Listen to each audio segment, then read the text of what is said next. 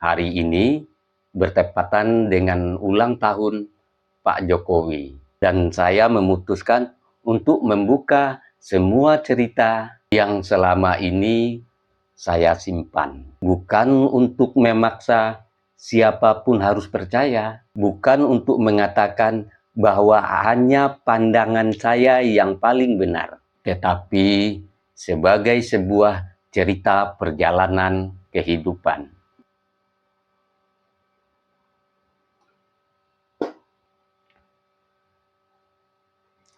Selama ini ada satu video yang saya simpan. Bukan karena takut bicara, bukan karena tidak punya keberanian, tetapi karena cerita di dalamnya adalah bagian dari perjalanan batin saya. Sebentar lagi saya lanjutkan. Bismillahirrahmanirrahim.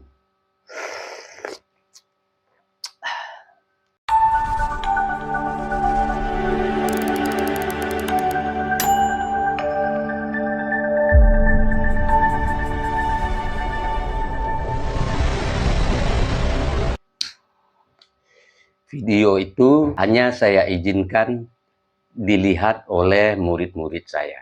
Video itu saya upload pada tanggal 15 Januari 2026 yang lalu. Dan video tersebut saya beri pengaturannya tidak publik. Artinya, siapapun tidak bisa menonton kecuali yang tahu linknya. Dan link video tersebut saya berikan kepada murid-murid saya. Kenapa hanya untuk murid-murid saya? Karena di dalamnya ada sebuah pengalaman pribadi, sebuah pengalaman spiritual yang menjadi salah satu alasan mengapa saya mengambil sikap dalam perjalanan bangsa ini. Banyak orang bertanya, kenapa saya mendukung Pak Jokowi? Ada yang melihat dari sisi politik, ada yang melihat dari sisi ekonomi, dan juga ada yang melihat dari sisi suka dan tidak suka. Tetapi tidak banyak yang tahu bahwa keputusan seseorang kadang tidak hanya lahir dari apa yang dilihat mata. Ada perjalanan panjang di sebalik sebuah keyakinan. Hari ini bertepatan dengan ulang tahun Pak Jokowi, dan saya memutuskan untuk membuka semua cerita yang selama ini saya simpan. Bukan untuk memaksa siapapun harus percaya, bukan untuk mengatakan bahwa hanya pandangan saya yang paling benar, tetapi sebagai sebuah cerita perjalanan kehidupan, bahwa setiap manusia mempunyai pengalaman yang membentuk cara dia melihat dunia. Dan inilah cerita saya. Langsung saya buka dari video privat saya ini yang akan kita tonton ramai-ramai. Mari ditonton.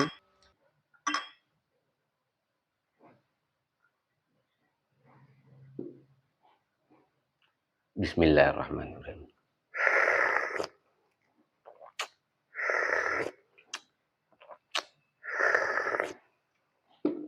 Alhamdulillahirabbil alamin. Assalamualaikum warahmatullahi wabarakatuh.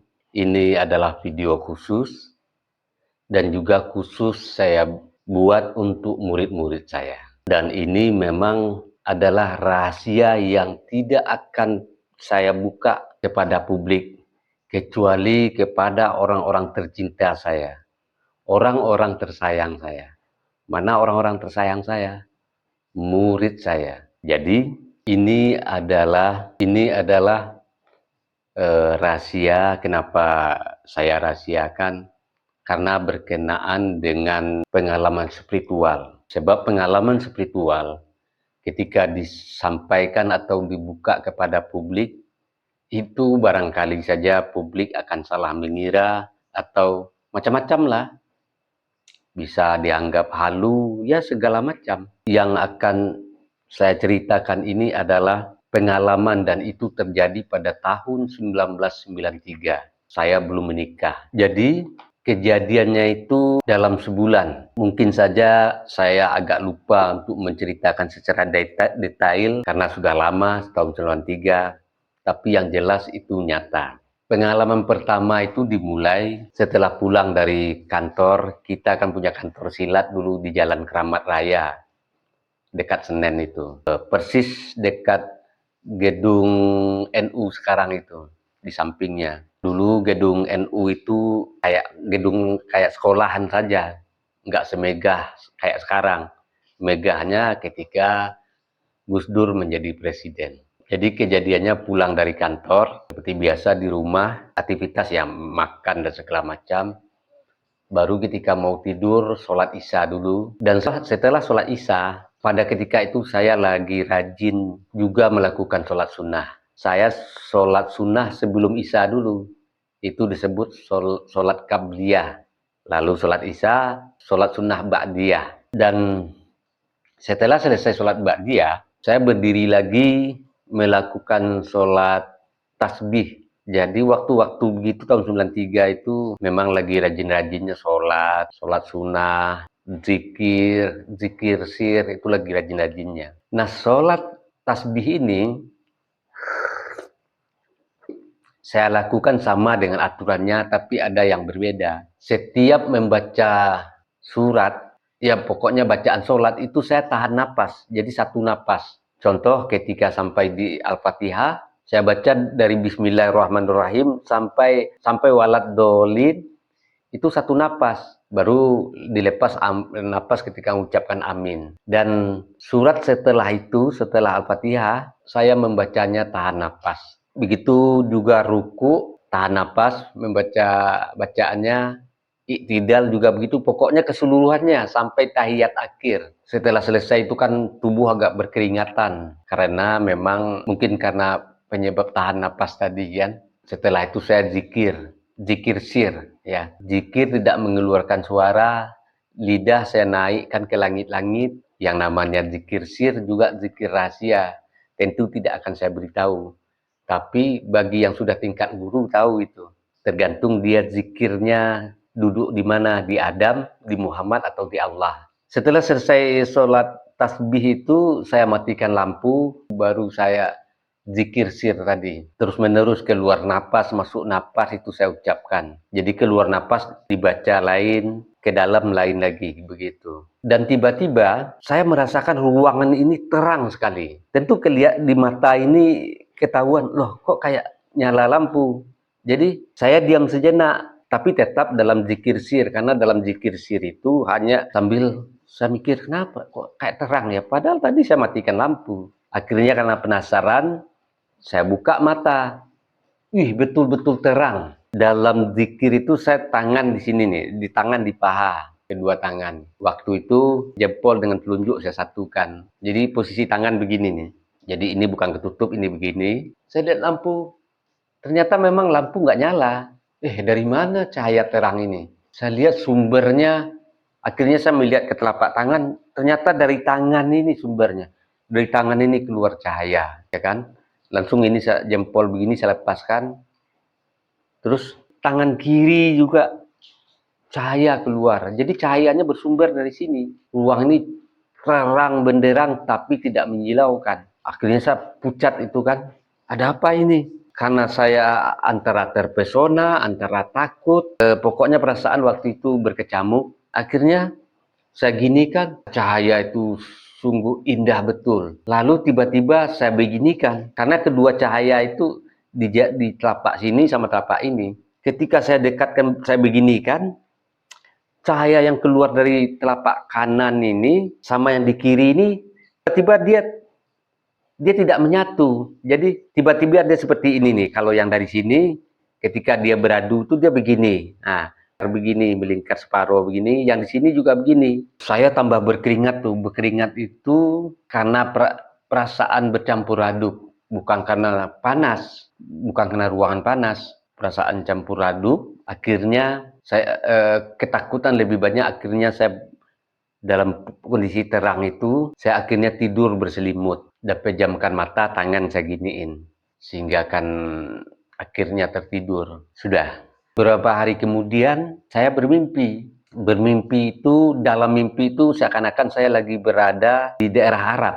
Saya mau masuk satu gang, di gang itu pada duduk orang-orang yang bersorban semua. Jadi dari jauh saya mau masuk gang itu, langsung salah satu ketika saya masuk gang, salah satu berdiri. Salah satu berdiri, tapi orang yang berbicara sama saya itu bahasa Indonesia, bahasa yang saya ngerti. Sebelum dia berdiri, dia berkata dulu ke yang lagi duduk itu, yang lain-lain tuh. Nah, ini orang yang kita tunggu sudah datang, kata dia. Jadi baru dia berdiri. Dia berdiri mengucapkan salam ke saya jabat salamnya. Beliau memperkenalkan diri, namanya Syekh Abdul Qadir Jailani. Akhirnya bersalaman dengan semuanya. Yang sangat saya ingat itu adalah ini orang yang kita tunggu sudah datang. Dan ketika beliau memperkenalkan diri, saya belum ngeh soal Syekh Abdul Qadir Jailani. Walaupun saya sehabis sholat, setiap wirid pasti menghadiahkan Fatihah kepada Syekh Abdul Qadir Jailani. Tapi dalam mimpi itu saya tidak berpikiran itu Syekh Abdul Qadir Jailani yang selalu saya hadiahkan Fatihah. Setelah salam semuanya, diperkenalkan semuanya, setiap memperkenalkan nih orang yang kita tunggu itu. Saya tidak tahu sebelumnya dia bercerita apa kan. Sebelum saya datang tuh saya nggak tahu sebelumnya dia bercerita apa. Cuma yang jelas ketika saya mau masuk gang, dia bilang ini orang yang kita tunggu sudah datang. Dan ini saya mesti mengingat lagi, ada pembicaraan singkat tapi saya lupa pembicaraan singkat. Tapi yang jelas arahnya yang mengaku Syekh Abdul Qadir Jailani itu mengatakan bahwa saya nanti kami menunggu itu karena saya ini ya dia bilang ke saya, dia manggil Pak Beni akan menjaga Indonesia katanya kan. Karena nanti Indonesia itu akan menjadi mercusuar dunia. Dan setelah itu saya terbangun dan memikirkan mimpi saya. Pas saya ingat memperkenalkan diri Syekh Abdul Qadir Jailani itu, saya langsung merinding. Maksudnya merinding, takjub atau apalah. Jangan-jangan itu Syekh Abdul Qadir Jailani kan gitu. Dan wajahnya ketika dalam mimpi itu memang saya lihat seperti gambaran yang ada di lukisan yang orang lukis itu. Tapi beberapa hari kemudian saya mimpi lagi, tapi tidak ketemu Syekh Abdul Qadir Jailani. Saya bermimpi, diperlihatkan dalam mimpi saya itu dilihatkan gambar seseorang. Ketika diperlihatkan gambar seseorang itu, lalu ada suara. Suara itu persis seperti suara yang mimpi saya sebelumnya, persis seperti suara yang mengaku Syekh Abdul Qadir Jailani. Suara itu berkata begini, Pak Beni, orang inilah nanti yang akan menjadi pemimpin Indonesia. Dan dialah yang akan membawa Indonesia ini dihormati oleh negara lain. Dan Indonesia akan menjadi mercusuar dunia. Tapi saya titip Pak Beni untuk menjaga dan membelanya. Dia akan disegani oleh negara manapun, tapi di dalam negeri dia habis dipitnah. Pak Beni yang menjaganya. Jadi seperti itu. Jadi saya juga mohon maaf, mungkin kata-kata itu tidak persis seperti itu, tapi yang jelas arahnya seperti itulah. Karena jangan sampai yang saya ucapkan ini dianggap kebenaran mutlak, tapi yang jelas arahnya seperti itu. Dan juga perkara mimpi sebenarnya kita tidak perlu mempercayai itu 100%, tapi bagi kalangan spiritual, bahkan dalam hadis juga disebutkan bahwa mimpi adalah salah satu kebenaran kenabian.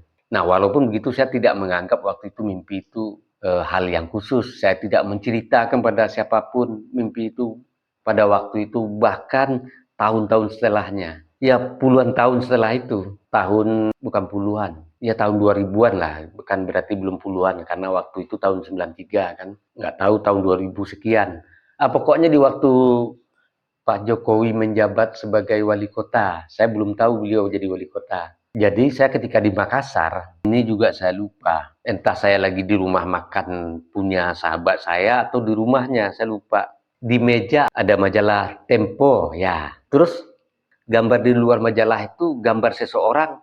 Ketika saya lihat, Saya berasa saya sangat kenal sama orang ini. Akhirnya saya pegang gini kan, siapa ini? Kayak kenal betul, kayak tidak asing. Tapi saya tidak tahu siapa ya. Saya lihat lagi, itu saya merinding tuh. Kok kayak betul-betul nggak asing, betul-betul saya kenal tapi saya nggak tahu siapa ini. Akhirnya karena penasaran saya buka. Ternyata beritanya adalah tentang wali kota Solo yang bernama Jokowi.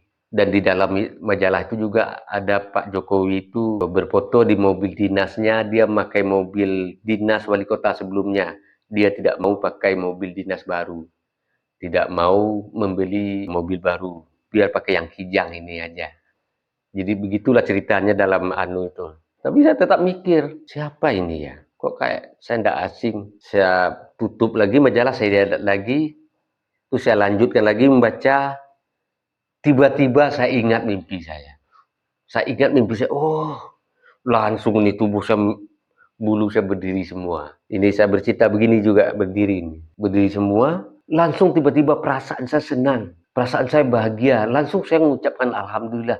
Alhamdulillah. Jadi yang keluar di mulut saya ketika itu adalah Alhamdulillah, Indonesia benar akan menjadi mercusuar dunia. Itu yang keluar di mulut saya ketika saya mengucapkan Alhamdulillah itu.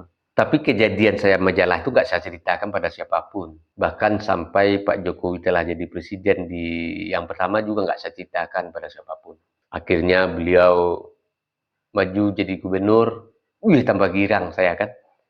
Ketika saya lihat di berita mencalonkan diri jadi gubernur, saya tambah tercengang. Ini kayaknya berkesesuaian dengan mimpi saya kan gitu. Tapi yang jelas perasaan gembira itu tetap muncul.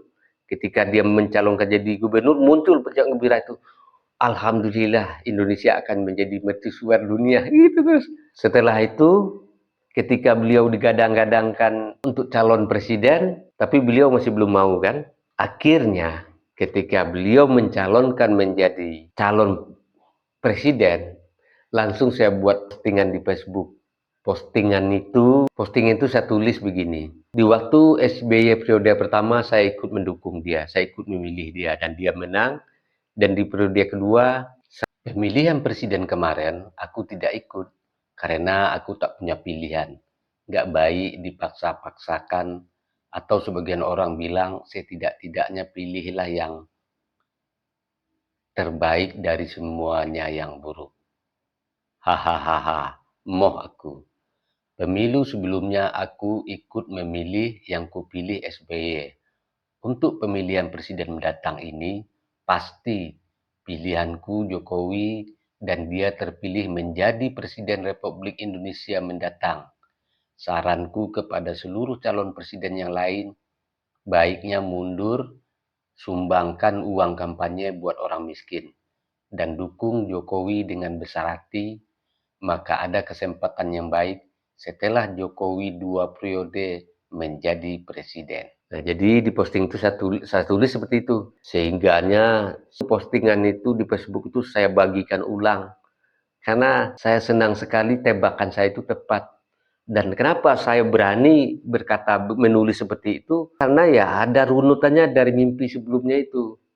Sampai kejadian waktu di Makassar di majalah itu. Nah, lalu setiap kampanyenya Pak Jokowi, apalagi daerah Jakarta, saya pasti hadir. Saya pasti hadir. Jadi kalau ada orang mengatakan kita ikut hadir itu dikasih nasi bungkus, dikasih apa, dapat amplop, tidak seperti itu.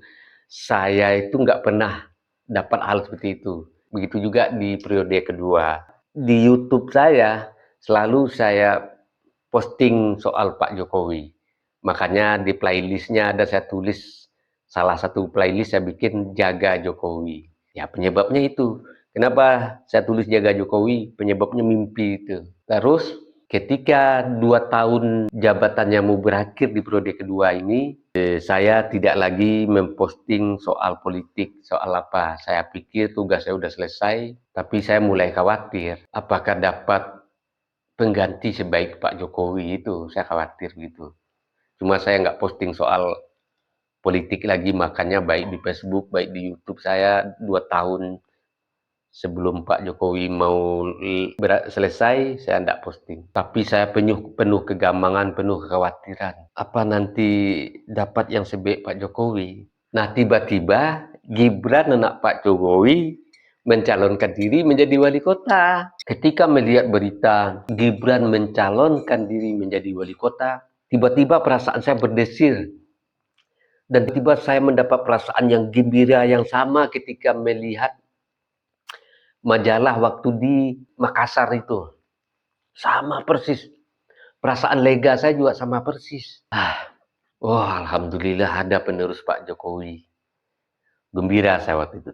Cuma berjalan waktu, akhirnya mau habis, Pak Jokowi mengarahkan ke siapa yang rambut putih itu. Akhirnya saya, karena Pak Jokowi mengarahkan gitu, saya juga kan setiap orang bertanya ke saya, siapa Pak Beni calon yang mesti kita pilih. Murid juga ada yang tanya, saya bilang, itu yang serambut putih. Siapa namanya? Lupa saya namanya. Lalu ketika Gibran dipinang oleh Pak Prabowo untuk menjadi calonnya, langsung saya dapat perasaan begitu lagi. Langsung saya mohon maaf sebelumnya, betul-betul nggak suka sama Pak Prabowo kan. Saya minta maaf itu. Langsung juga saya mengarahkan gitu. Kan ketika Gibran mencalonkan diri menjadi calon wali kota saja ada perasaan gembira. Yang sama persis perasaan gembira yang saya bilang, alhamdulillah Indonesia akan menjadi mercusuar dunia. Nah, pada saat itu makanya saya dukung Pak Prabowo, dan saya juga ngobrol dengan Pak Ade Armando kan, siapa nih pilihan Pak Beni? Ini kan. Oh, kita sama, karena saya udah tahu juga Pak Ade Armando ini Pak Prabowo kan. Iya, Pak Prabowo menang itu. Saya bilang gitu ke Pak Ade Armando. Terus Pak Ade Armando bilang, oh kalau Pak Beni yang bilang, saya yakin itu Pak Prabowo menang. Beliau mengatakan itu waktu itu. Dan begitulah ceritanya, murid saya sekalian. Mungkin cuplikan video ini sedikit saya post di Facebook, pembukaannya tadi, dan tujuannya supaya murid-murid kita semua, anggota kita semua tahu saya bikin video itu, biar nanti dia melihat grup Telegram kita. Terus, kalaupun nanti di Facebook itu ada yang betul-betul serius juga ingin tahu rahasia soal itu, mungkin juga saya beritahu, tapi dengan syarat dia jangan sampai membagikan video itu. Karena itu hanya untuk orang-orang yang jelas, untuk seluruh murid di luar anggota kita itu orang-orang yang cukup saya percayai lah. Jadi demikian ya. Saya lama memikirkan ini perlu nggak saya katakan ke murid, ke anggota kita. Karena begini, karena juga banyak murid kita yang benci Pak Jokowi. Dan kenapa terhalang saya nggak mau bikin-bikin memberitahu ini? Karena saya tidak ingin mereka yang membenci Pak Jokowi terpengaruh dengan cerita saya ini. Nah, tapi akhirnya memang saya bikin video ini tujuannya adalah, ini alasan guru ini. Makanya guru mendukung Pak Jokowi. Dan kenapa sekarang guru aktif lagi bikin video-video tentang Pak Jokowi? Karena setelah beliau purna tugas, beliau tetap difitnah, tetap di ini, dan guru ingat lagi pesannya dalam mimpi guru yang mengaku Syekh Abdul Qadir Jalani itu, ingat lagi pesan itu. Saya diminta untuk ya seperti itu. Makanya guru melakukan ini lagi. Bahkan sampai guru untuk bikin video-video soal pembelajaran kita, atau sekedar membranding diri lagi agar ilmu pukau kita kembali masuk dalam berita lagi, baik di Facebook. Tapi itu tidak guru lakukan, karena ini fitnah itu memang sangat masif yang menyerang Pak Jokowi itu, sangat, apalagi beliau sekarang lagi sakit. Itu sebabnya guru lakukan tiap hari bikin video tentang bagaimana mementahkan hoax. Jadi kepada anggota kita, inilah alasan guru. Pada anggota kita yang tidak suka politik, juga inilah alasan guru. Bagi anggota kita yang benci sama Pak Jokowi, guru bebaskan, tidak masalah itu. Berbeda itu wajar. Jadi terserah berbeda dengan benci atau tidak, itu terserah. Yang jelas ketika murid yang nggak suka Pak Jokowi, guru tidak akan pernah ikut komen di postingannya. Jadi seperti itu. Karena guru menyayangi muridnya dan juga menghargai serta menghormati muridnya. Jika anggota-anggota kita yang benci Pak Jokowi, dia merasa tertekan melihat guru selalu menjaga Pak Jokowi, ya maafkan guru, karena guru merasa ini tugas spiritual. Jadi begini ya, semoga video ini bagaimana ya, entah bisa menyenangkan atau tidak-tidaknya menenangkan guru, ya tidak tahu. Tapi nanti tolong disebut pendapatnya di grup kita nanti ya setelah video ini diupload. Ya demikian saja video ini. Sebagai guru selalu mendoakan murid-muridnya sehat, baik-baik saja, karir apapun semuanya menanjak terus, sukses pokoknya. Salam sayang dari guru. Assalamualaikum warahmatullahi wabarakatuh. Dan semoga semuanya tadi menonton video tersebut sampai selesai agar mendapat maknanya, mengerti arahnya, dan juga tahu apa tujuannya. Itulah sebabnya mengapa sejak dahulu saya memilih mendukung satu anak bangsa bernama Joko Widodo. Sebuah cerita tentang keyakinan, tentang perjalanan, dan tentang bagaimana terkadang hidup memperlihatkan tanda-tanda dengan cara yang tidak pernah kita duga. Selamat ulang tahun, Pak Jokowi. Inilah kado terindah dari saya, sebuah video yang saya khususkan akhirnya saya buka untuk publik. Semoga selalu diberikan kesehatan, kekuatan, kebijaksanaan dalam menjalani pengabdian. Karena sejarah bukan hanya ditulis oleh mereka-mereka yang berkuasa, tetapi juga oleh mereka-mereka yang berjalan dalam keyakinannya. Saya Beni Budaya.